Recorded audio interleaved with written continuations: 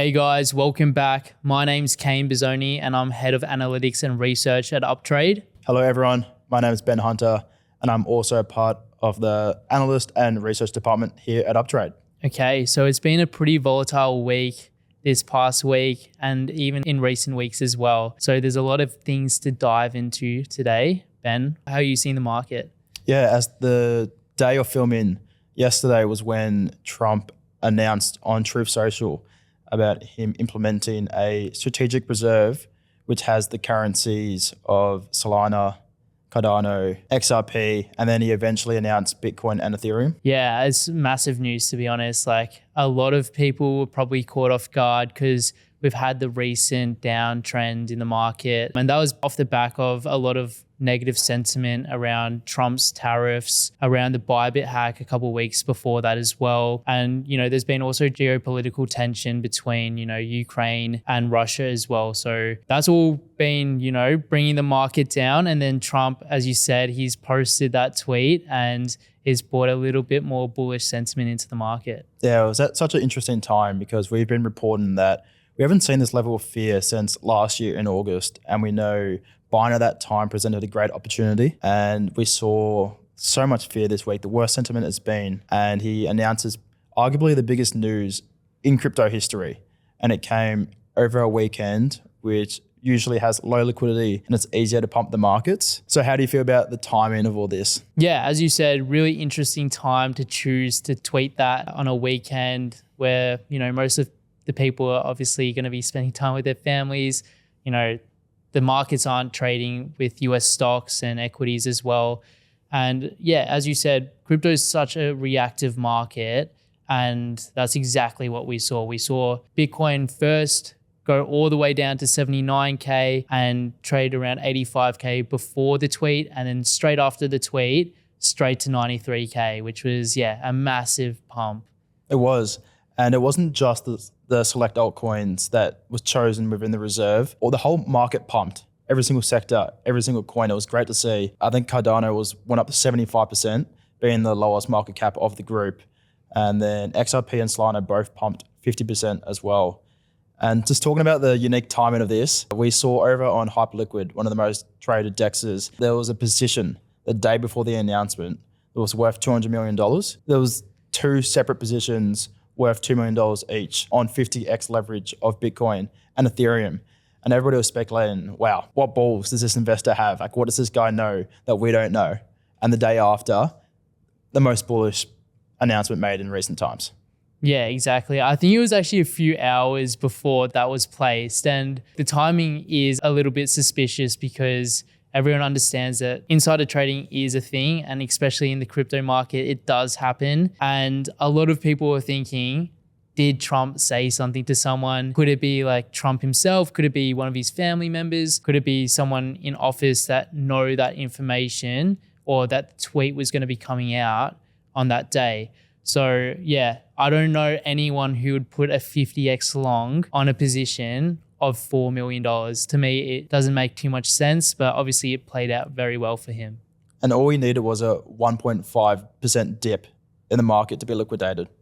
And it didn't come. Yeah, exactly. So looking back on that, as I said, it's very uncertain on what that could have been. I'm leaning towards a bit of market manipulation or insider trading. But yeah, it's pretty hard to pinpoint that down to some one person. I agree there. And moving on, today's the day after this announcement, and some coins have retraced the whole move upwards. Yeah, exactly. We've seen a lot more geopolitical tension in the market, in outside of the market as well, obviously between Russia and Ukraine. Basically, USA has actually announced that they're pausing military aid to Ukraine. So I think that's made a lot of people bearish on the whole situation because of the potential of something escalating further with Russia. And, it'd probably be good to break that down because we obviously saw similar things happen back last year between the likes of Iran and Israel. We've seen that in times where there's a lot of fear and geopolitical tension is at the highest, it can often be an overreaction and the markets can sell off very quickly. So maybe we can, make that correlation there. Definitely the Iran and Israel, I remember reporting it so clearly, and every week or every fortnight, there was a new headline that things were about to get and heightened, and it never actually occurred. This one is a little bit different because Trump has actually cut off funding, and that's something that is going to affect both Ukraine and Russia. But over the coming weeks, I'm sure there's going to be some following headlines, spark investors to be more fearful, and crypto likes to sell off first. But how much substance is actually behind it? Yeah, it's hard to tell, as you said. And look, it's not the only thing that he's been speaking about that's caused bearish sentiment in the market. Obviously, the tariffs are still a massive thing. It feels like every week he's introducing a new tariff or, making them larger than they were the week before. And yeah, a lot of people obviously see that as a bearish thing for the US and the global markets in general. Correct. Tomorrow was actually the deadline for these tariffs going through, whether they're going to be postponed or implemented. And he's just implemented them with no hesitation. Yeah, exactly. So look, those are the things that we're seeing in the market that's obviously caused these major dips. Bitcoin's now trading at 85K from 94 yesterday. So as you said, massive swing up and back down, basically retracing his whole movement off the back of yesterday's tweet. But look, there's been also a lot of bullish catalysts coming up, one being announced recently, which was a crypto summit, and it's being held at the White House. So what are your thoughts on that? And maybe bring up a date for that one as well. Yeah, everybody's going to be anticipating the Bitcoin strategic reserve. And in my opinion, a lot of the reasons why we actually sold off today after the original announcement with the altcoins included was because there wasn't much weight behind it. It was just a tweet from Donald, and there was no answers about why they're buying these assets, where their money's come from to buy them. What's their strategy going to be? Are they going to have a dollar cost average approach like every month for the next couple of years? They're going to go all in at once. Is it going to be from the seized coins they already hold? And I think without these answers, everybody in the market will be disappointed. Yeah, I think that a lot of people are leaning on the announcement of a Bitcoin strategic reserve. It feels like every time that something like an announcement or a conference is put into place for crypto, that's the only thing they want to hear. And it makes a lot of sense because this is what we've been, promised for the last 6 to 12 months now since, Trump started his campaign.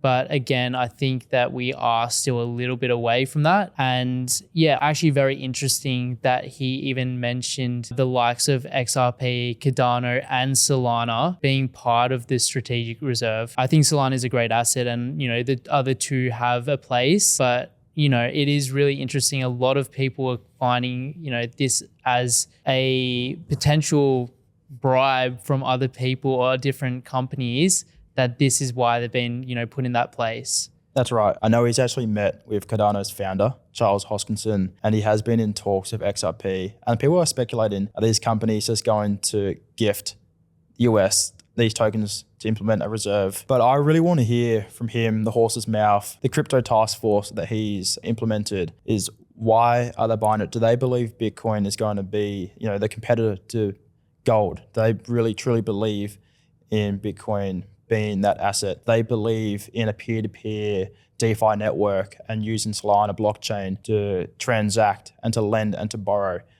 And if that's the case, it's super bullish. Yeah, I agree. It makes a lot of sense why they implement Ethereum. And to be honest, it would make a lot of sense for them to, implement another competing L1 being Solana. I think those three are such strong key assets in the crypto space, obviously have really strong use cases within the crypto industry as well. It is very interesting that they did implement, or they've been speaking about implementing XRP and Cardano now, obviously two US-based cryptocurrencies, as you said. And I think a lot of people are also talking about the tax exemption that Trump had actually spoken about in previous months. So that's another key element to this, and maybe we can break that one down a bit further. Correct. There's massive rumors, especially down this tax rabbit hole. And something that came out today was this hype around on March 7th, they're going to announce that US-based companies might have 0% tax after 12 months. I'm not sure if they can just flick the switch on that and then implement it after one meeting in the White House. Has to go through the Congress, has to get approved by a lot of different parties in the US. But I do see that being viable in, a year's time? Yeah, it's a really interesting one. Like as Trump said, this is a strong way to drive innovation for USA and make that the crypto hub of the world. I think a lot of developers are going to be more or less very attracted to that because obviously if their consumers and their investors are tax exempt, that's a strong incentive for them to go to or invest in those companies. It's really interesting, not sure how much truth there is to it. We all know Trump does say things and sometimes it doesn't pick up. So it'll be interesting to see if that does come true and if, as you said, the Bitcoin strategic reserve also comes in light tomorrow on March 7th. Yeah, so if you had to make an actual prediction of what's going to be announced on March 7th, we both don't know. I'll start first. Maybe you can think about it. I think they have to make a pretty big announcement with a roadmap alongside it. And that will definitely have to be with the strategic assets or tax. I think anything outside of that is just not meeting what the community wants and everybody awaiting the announcement. So to cut to the chase, I truly think on March 7th, they're going to announce something that meets the need of the community. And that's going to be either tax side of things or the strategic reserve side of things. There's going to be a roadmap backing it so people actually see the weight behind it. What do you think, Kane? Yeah, look, I've got a bit of a more bearish look onto this crypto summit coming up. I actually don't think that Trump's going to say too much because last time he's been speaking about crypto, he hasn't really said too much. He often just gives it over to David Sachs to do the majority of talking. I think that yes, they probably will talk about the roadmap of Bitcoin strategic reserve. It's something that everyone wants to hear, so they can't ignore that. I'd be pretty surprised if they say too much around the tax exemption because in my eyes, I think it might be a little bit of a throwaway comment that Trump did mention back in the day. I'm happy to be proven wrong for that one as well. But yeah, I think that the Bitcoin strategic reserve part will be interesting. I think a lot of people will be disappointed though, because I think that it won't live up to the hype a lot of people are currently expecting it to, bring. So most likely a sell-off is going to occur. I think that the sell-off is kind of already happening at the moment. If we do have those events happen, maybe we have a little bit more of a sell-off. To be honest, I think that like us retracing back into the 70s, which is where we went, the 79K, even down to 76 is not necessarily bad. It's usually a pretty healthy retracement to see us, retest old all-time highs. And we haven't done that this cycle. So obviously that can happen. At the same time, I don't know if we will see a massive sell-off because more or less there hasn't been a massive run-up from that news, the crypto summit. Most of it was from the Trump's announcement of the Bitcoin strategic reserve and the other assets. So yeah, it'll be interesting. I don't think we'll have a super big sell-off if it does happen. So if we continued the price action from yesterday where Bitcoin hit 95K, maybe we're trending towards 100K leading into the meeting, that could cause a sell-off. But the market, you could actually say right now, is probably pricing in the probability that not much is actually going to come out of this. To be honest, a lot of people are more or less sitting on their hands because in these conditions, it's so hard to predict anything in global or macro factors. As I said, obviously the geopolitical tensions between Ukraine and now USA, that's also thrown a span in the works. With that in there, it's so hard to predict what's actually moving the market. And if we do have the bearish tone to the crypto summit, and it won't be a bearish tone, it'll more or less be just like disappointment because we don't get a Bitcoin strategic reserve or not enough clarity or something like that. But if that does happen, I do think that maybe a tiny sell-off, but more or less it's going to be in the positive direction if we do get, a lot more clarity. So I think the risk to reward is going to be like, yeah, we can go this high, but maybe that low because we've already had such a big sell-off of recent. Cool. Do you want to move outside of this event that's coming up and maybe to more broader market developments? One, they brought in massive demand for an individual and institutional level, but over the past 2 weeks, I think it was around 10 out of the last 11 days, we've actually seen outflows. And we saw one of the biggest outflow days in history, which actually totaled over $1 billion of Bitcoin being sold off. Yeah, look, it's been blood in every market at the moment. And, the ETFs for Bitcoin are showing a lot of red. As you said, one of the biggest sell-offs, and that was close to the Bybit hack date, and a lot of people obviously saw that as bearish. And as I said, this is all coming from the other stuff we've spoken about, the tariffs and everything else. So more or less, we're having such a big downtrend. Once we broke that 92K mark, I think a lot of people saw us falling further, and that's kind of what we did, and ETFs were leading that. So just a question for you in terms of if you're sidelined right now in crypto, you may be waiting for the market to move up, to move down. Do you think right now it's presenting an opportunity, or is it more a time of where you actually should sit on your hands and see how things play up? It's a very open-ended question. Yeah, it's a good question because a lot of clients and a lot of people probably asking this question. I think that it's important because in any market, like if you do take a dollar cost average approach, it's fine to be averaging in right now because everyone understands that, a dollar cost average approach is one of the healthiest ways to find a middle ground price. And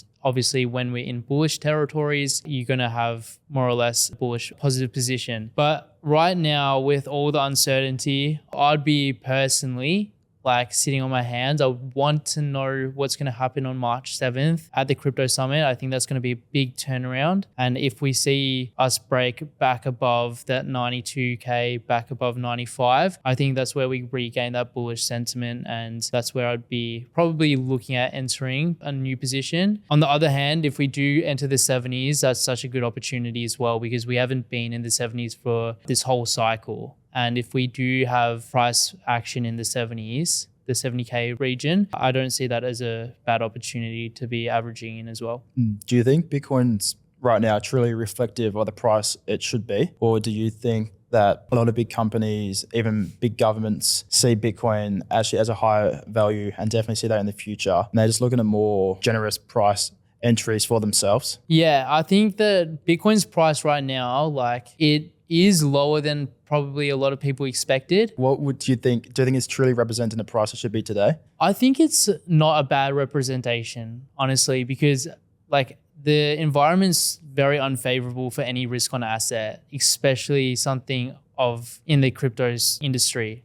It's most reactive, most volatile industry we have basically. So like, as I said, these news events are going to affect every market, and cryptos being the most reactive, I'm not surprised we're seeing big swings down 15%. And Bitcoin, yes, everyone says it's, digital gold, it's a safe haven. You're still yet to prove to be a safe haven for times of uncertainty. I think it will get there for sure.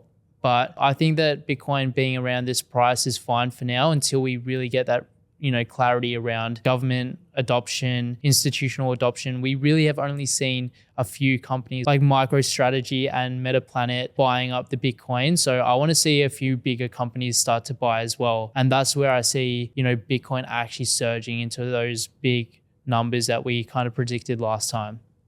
Yeah, I really agree with that. And also to take a step back as well, we're talking about this recent dip that's been going on, these low prices of Bitcoin. But if we really strip it back and go back to November 1st, leading up to the election last year, and if we take the price of Bitcoin versus the S&P 500, Bitcoin's actually up 26% from that date, and the stock market is up 3.5%. So although this volatility may be leading all the headlines, in terms of price action, if you bought Bitcoin before the election, you're up 6x compared to the S&P. Yeah, it's a really good comparison. It really puts into perspective the returns that Bitcoin's produce compared to equities. A lot of people see Bitcoin right now at $85,000 and be like, oh, it's not performing as well as it should be. Like it was at $110,000 just last month. But if you really zoom out and look over like a 3-month horizon, as you just did, like, yeah, we're still up 26% compared to equities. Basically any other market, this is outperforming everything. So yeah, really important and insightful stat there.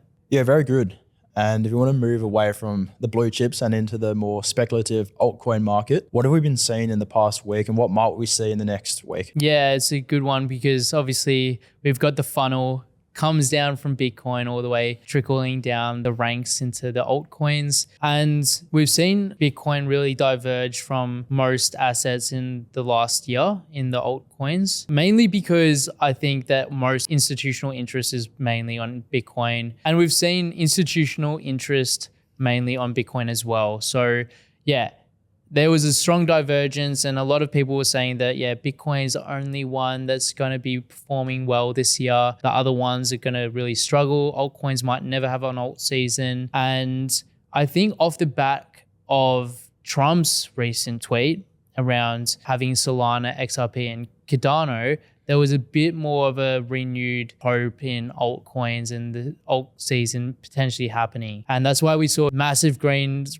across that board, a bit more correlation to Bitcoin at that stage in the last couple of weeks as well. And yeah, it's a tough one because obviously we can't predict the market and we can't predict where liquidity is always going to be flowing. I personally do think that in the next few months, we'll see a bit more money flow back into the alts. Correct. We saw a short-term dip in the Bitcoin dominance that has been tricking along that 60% level over the past month. It reached a high around 65%. And so it's not too far off that. I think it's been stagnating quite a lot. And it's given a lot of people hope, like you said, as we're going to drop off, as altcoins won't perform necessarily well with Bitcoin dominance still being at that 60% level. And I've noted down the back end of March of being a time where I really think altcoins will need to show a little bit of strength. And if not, we'll have to reassess, really. Yeah, look, I think we're still waiting for rate cuts as well.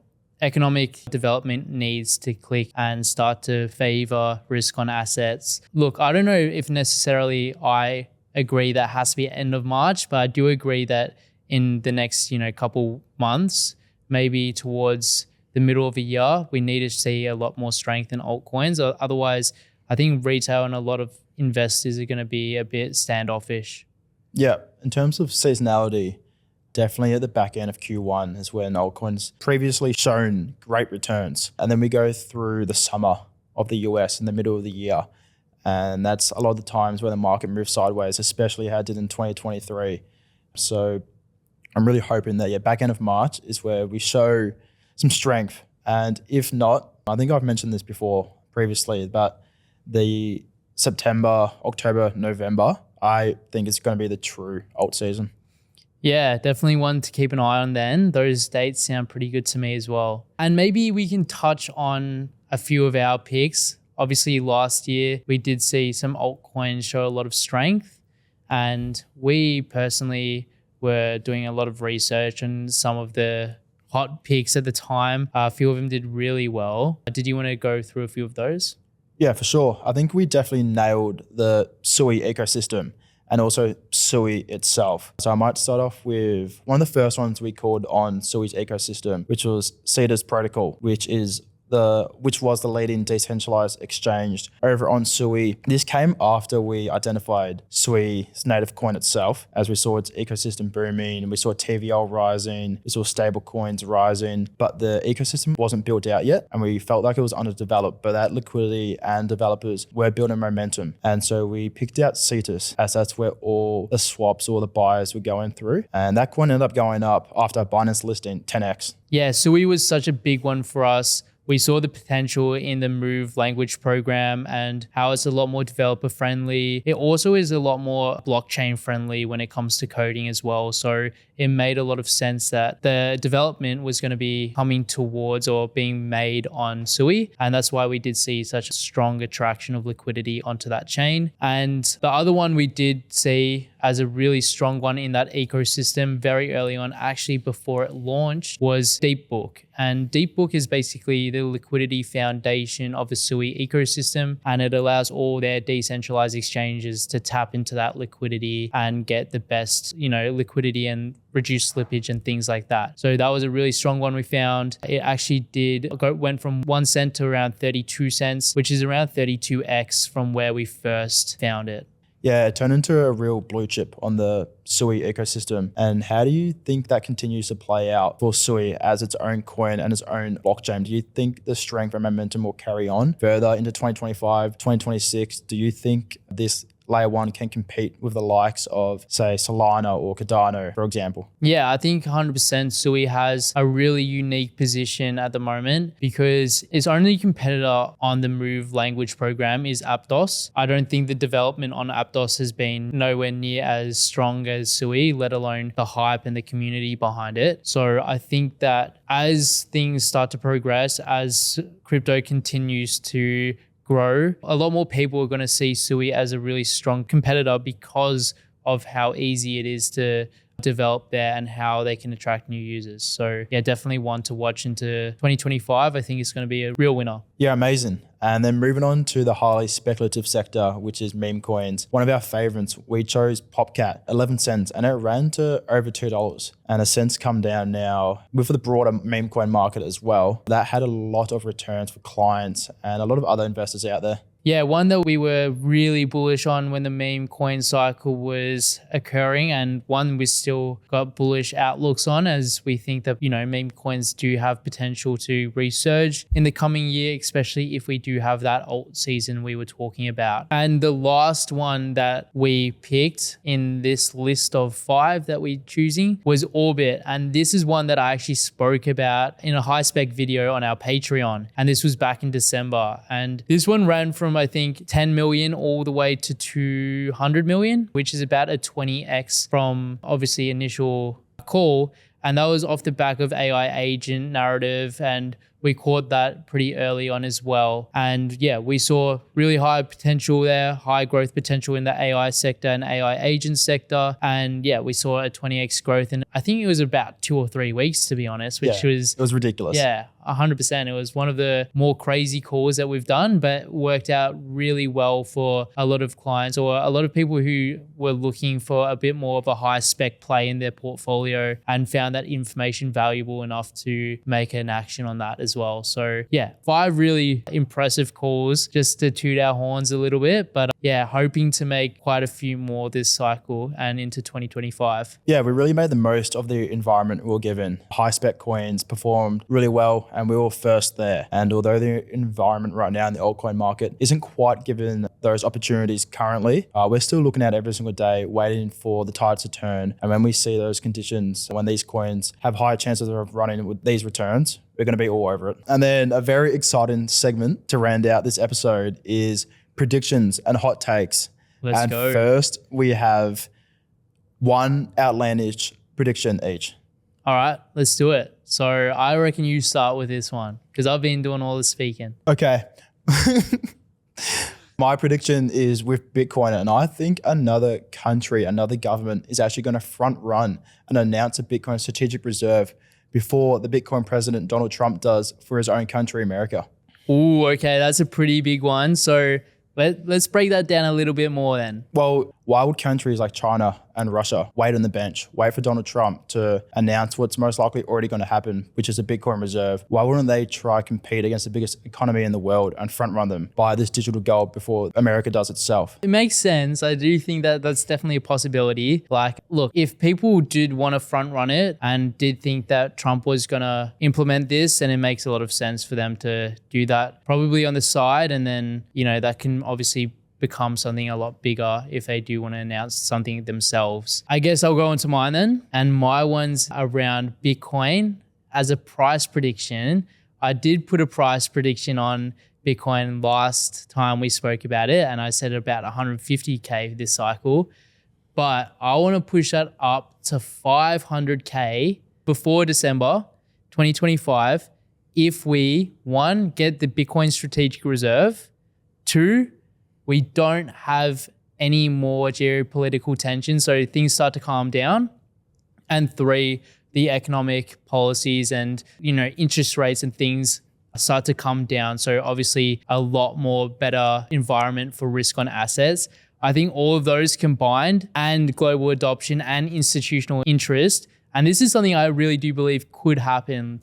If that all happens, then I do see Bitcoin just smashing through those price targets, maybe even reaching $500,000. And it sounds outlandish because that's what this whole segment is about. But, I would say a low probability, but one, to keep track on. How many countries do you think adopting Bitcoin then if we're going to push to 500K before the end of the year. Say it's US. How many more others do you reckon are following? To be honest, I think that we will see quite a few different countries, maybe not the likes of the big ones like England or China and things like that. But I think that definitely there will be a few following. And even if we don't hear about it, they'll be following without announcing it, like I said before. So they might be just accumulating in the background to potentially have a strategic reserve in the future for themselves. Potentially front run America. Yeah, exactly. 100%. So that would be my outlandish prediction for this cycle. Moving on.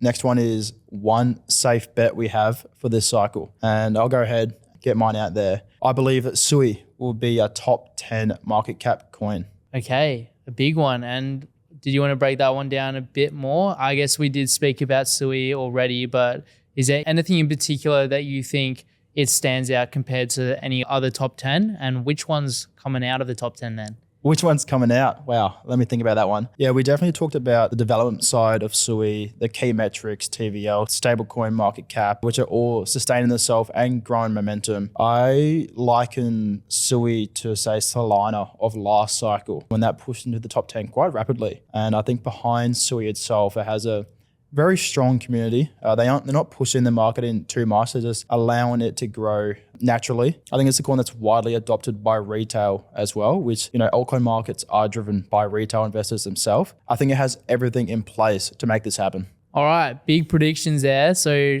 let's get back to the one that's coming out of the top 10 then. It's highly competitive within that top 10. Maybe if we don't count stable coins within the top 10. Let's just go altcoins only. I think Tron might be one to be replaced by Sui. Oh, yeah, interesting. One we'll definitely be keeping track of because I want to see if you're right with that prediction. But I guess I'll move on to my one now. And I guess if I was to put a safe bet in for this cycle, it would be around tokenization of real world assets. I think real world assets will be a flagship sector, not only in crypto, but in the broader market. And to a lot of people, that actually probably sounds like a really bullish or a really outlandish prediction, but I think we've already made a lot of waves in this movement, and with the help of Larry Finks and a few other big influencers in the global markets, we can see tokenization of equities and real estate and things like that really start to be a massive trend in 2025. And I think that's going to be something that's going to revolutionize our traditional markets. Well, RWA has been the leading sector the past 12 months. We know that for a fact. So you're picking the leading horse? Yeah, exactly. So I guess that is a pretty safe bet if you put it that way. But I think it's going to continue as a trend for sure. Could we compare meme coins as a retail funnel of onboarding a lot of investors this cycle? Could you use RWA as an institutional funnel if onboarding them into crypto this cycle as well? Look, real world assets and this whole sector can be seen in two ways probably. Like I think, for sure it has the institutional interest and that funnel as well. I still think that's a strong retail funnel as well because a lot of people can probably understand that as a category compared to things like AI, DeFi, infrastructure, just being able to tokenize like assets and put them on chain and for that to be traded on an open, economy with, transparency and things like that. I think that's probably a lot easier to digest for a lot of investors, especially retail investors. And a lot of retail investors probably see that as a high growth potential as well. I guess we do. So I assume there'd be a lot of other people who would as well. And I think that, both those two, it's a really strong funnel and lead acquisition into the crypto industry. Nice. Cool. Do you want to say, awesome beer? Yeah.